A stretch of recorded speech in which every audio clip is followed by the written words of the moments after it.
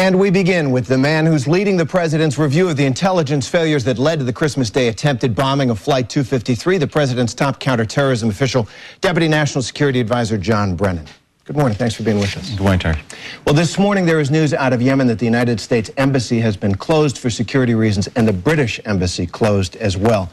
What can you tell us about the intelligence? What is it showing about the new threats to U.S. interests there? Well, I think it underscores the threat that al-Qaeda in the Arabian Peninsula poses to U.S. interests. I spoke with our ambassador in Sana'a, Steve Sesh, early this morning and last night, looked at the intelligence that's available as far as the plans for al-Qaeda to carry out attacks in Sana'a, possibly against our embassy, possibly against U.S. personnel. Decided it was the prudent thing to do to shut the embassy, but we're working very closely with the Yemeni authorities to address the threat that is out there. But again, it just demonstrates that al-Qaeda is determined to carry out these attacks, and we're determined to thwart those attacks. There's a live threat, there's an active threat. There is. Al-Qaeda has several hundred members, in fact, in Yemen, and they've grown in strength. That's why, from the very first day of this administration, we've been focused on Yemen. I've traveled out to Yemen twice, talked with President Saleh, in fact, just this past week. We're continuing this dialogue.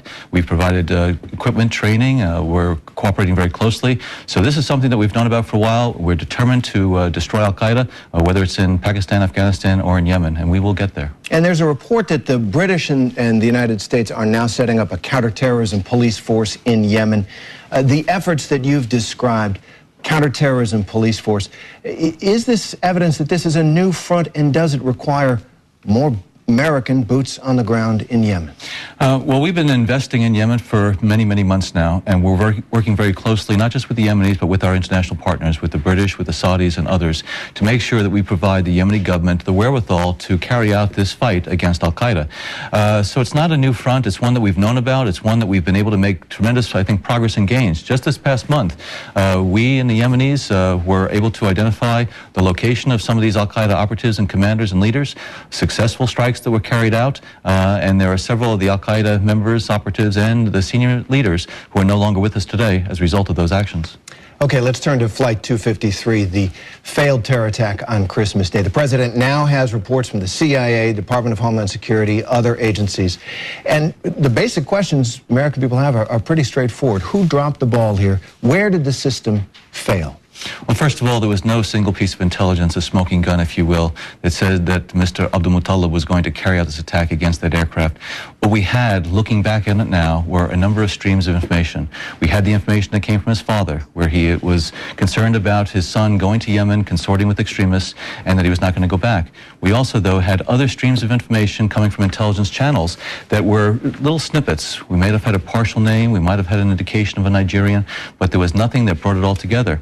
What we need to do as a government and as a system is to bring that information together. So when a father comes in with information and we have intelligence, we can map that up so that we stop individuals like Abdul-Muttalib from getting on a plane. But that is exactly the conversation we had after 9/11 about connecting these disparate dots. You were one of the architects of the system put in place. After that, the National Counterterrorism Center.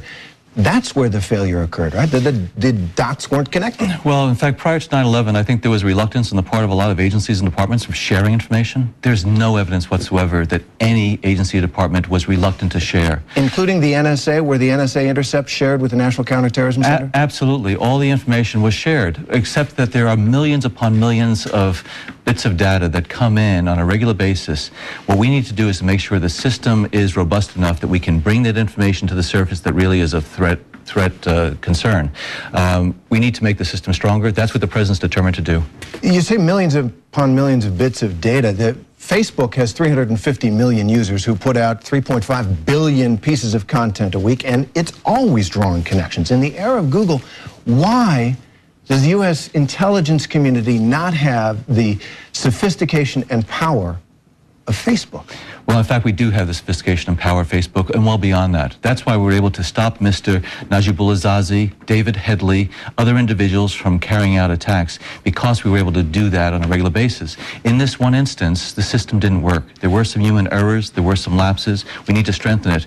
But day in and day out, the successes are there. We're continuing to make progress against al-Qaeda, and we've been very fortunate that we've been able to take advantage of the systems in place and the tremendous dedication of American men and women throughout the intelligence, Homeland Homeland Security and law enforcement communities.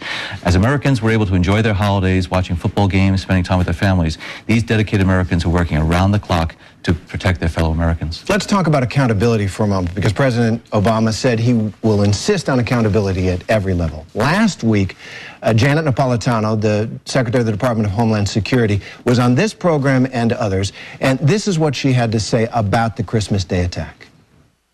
The traveling public is safe. We have instituted some additional screening and security measures in light of this incident, but again, everybody reacted as they should. The system, once the incident occurred, the system worked.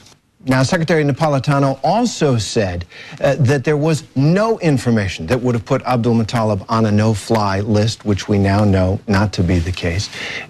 Was it a mistake for her to say that, or was she just out of the loop? I think Secretary Napolitano clarified her remarks about the system working or not.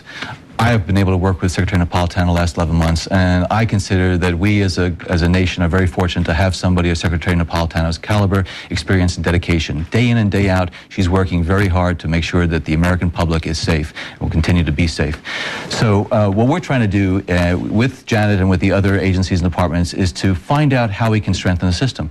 As I said, the system works very, very well every day, but there are instances when, for whatever reason, something didn't happen. The President does consider it to be unacceptable. We're going to work to strengthen it. We're going to do everything possible to make sure that nobody again, like Abdulmutallab, gets on a plane with explosives.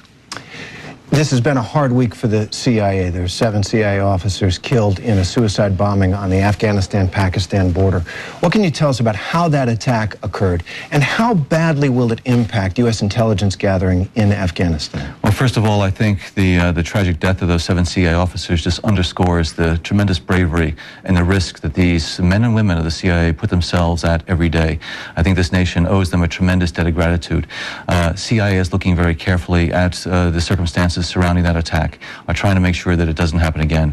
The CIA is on the front line, right along that border between Afghanistan and Pakistan. As you point out, it is going to take a toll as far as the people that are there, the expertise that we have.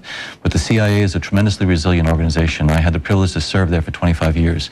It has the most dedicated men and women in this United States. And so therefore, we're confident that the CIA is going to be able to rebound from this and be able to continue to prosecute this war against al-Qaeda. Should they be out on the front line like that?